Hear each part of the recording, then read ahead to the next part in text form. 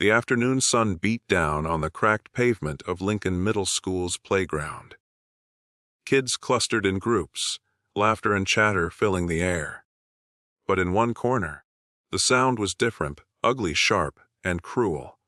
A small boy, no older than 11, was being shoved against the chain link fence by 3 older boys.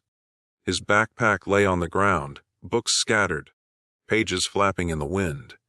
His eyes, wide with fear, darted around as the bullies jeered. "You think you belong here, huh?" sneered one of the older boys, yanking the boy's shirt. "Look at you. Weak. Pathetic." That boy was Malik, a quiet child with a love for drawing superheroes. He never hurt anyone, never even talked back to those who taunted him. But being small and gentle made him an easy target. He clenched his fists, wishing he had the courage to fight back. But fear anchored him in place. What the bullies didn't know was that Malik had a sister, Aaliyah. Aaliyah was just 15, but she carried herself with a strength that most adults admired. Life hadn't been easy for her family. Their father worked double shifts just to keep food on the table, and their mother had fallen ill, leaving Aaliyah with the responsibility of watching over Malik. Yet in the shadows of these struggles, Aaliyah had discovered something powerful: martial arts. She had been training in a local community dojo for years, channeling her anger, her pain, and her determination into every punch and every kick. Her sensei often told her, martial arts isn't about fighting, it's about protecting. Protecting yourself, protecting others, protecting what matters. And Malik mattered more than anything.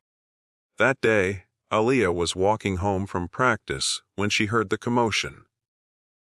At first, she thought it was just kids playing, but then she heard Malik's voice cry out, followed by mocking laughter. Her heart clenched. She broke into a run, her duffel bag slapping against her hip, her braids whipping behind her. When she turned the corner and saw the scene, her blood boiled. Malik was curled against the fence, his sketchbook ripped in half, the bullies towering over him. One of them pushed him down, another kicked his scattered papers. "Hey?" Aaliyah's voice cracked across the yard like lightning. The bullies froze for a second, then turned. One of them smirked. "What? Your sister gonna cry for you too?" Aaliyah didn't hesitate. She stepped forward, eyes blazing, her body poised like a coiled spring.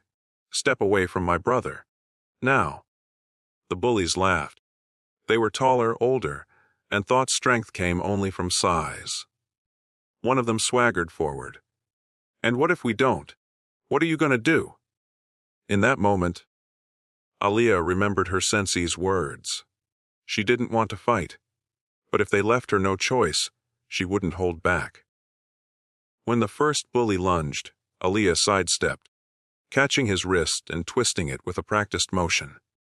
He yelped as his knees buckled. The others stared, stunned, but then anger took over. Another rushed at her, fists swinging wildly. Aaliyah ducked, swept his legs from under him, and he crashed to the ground, gasping.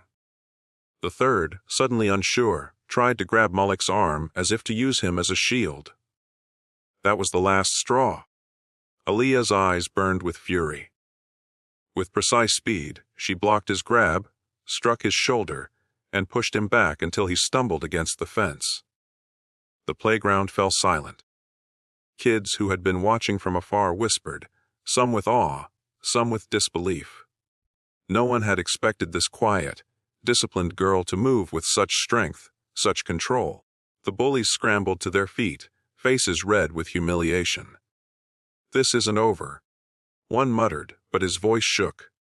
They hurried off, too embarrassed to stay. Aaliyah knelt beside Malik, her fierce expression softening. She gathered his torn papers, carefully tucking them back into his bag. "Are you okay?" she asked gently. Malik nodded, tears brimming in his eyes. You saved me." Aaliyah hugged him tight. "Always. No one hurts my little brother. Ever." But that wasn't the end of the story. The next day, Word of what happened spread through the school like wildfire. Some kids looked at Aaliyah with admiration, while others with fear. Malik, once invisible, now carried a strange new attention. The bullies tried to act tough, but their pride was shattered, and they kept their distance. Still, challenges remained. Aaliyah knew she couldn't always be there to protect Malik. She sat him down that evening, her voice calm but firm. "Malik, you can't let fear control you. You don't need to fight like me, but you do need to believe in yourself. No one has the right to make you feel small." Malik listened. For the first time, he saw his sister not just as a protector, but as an inspiration. He asked her to teach him, not just how to defend himself, but how to stand tall. Weeks turned into months. Aaliyah trained Malik after school, teaching him discipline, balance, and courage. He stumbled at first, but each fall was met with encouragement. Slowly, his confidence grew. One afternoon, the bullies tried again, testing Malik when Aaliyah wasn't around. But this time, Malik didn't curl into himself. He stood tall, looked them in the eyes, and said firmly, "Leave me alone." There was strength in his voice, not just from training, but from knowing he wasn't powerless anymore. The bullies, unsettled by his new resolve, backed down. Malik walked away, his heart pounding, but his head held high. In the end, Aaliyah's lesson proved true. Martial arts wasn't just about fighting. It was about finding strength, discipline, and courage.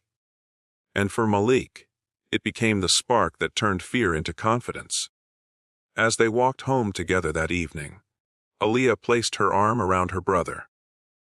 "You see, Malik, you were always strong. You just needed to believe it." And for the first time in a long time, Malik smiled. Not the nervous smile of a boy hiding from the world, but the proud smile of someone ready to face it.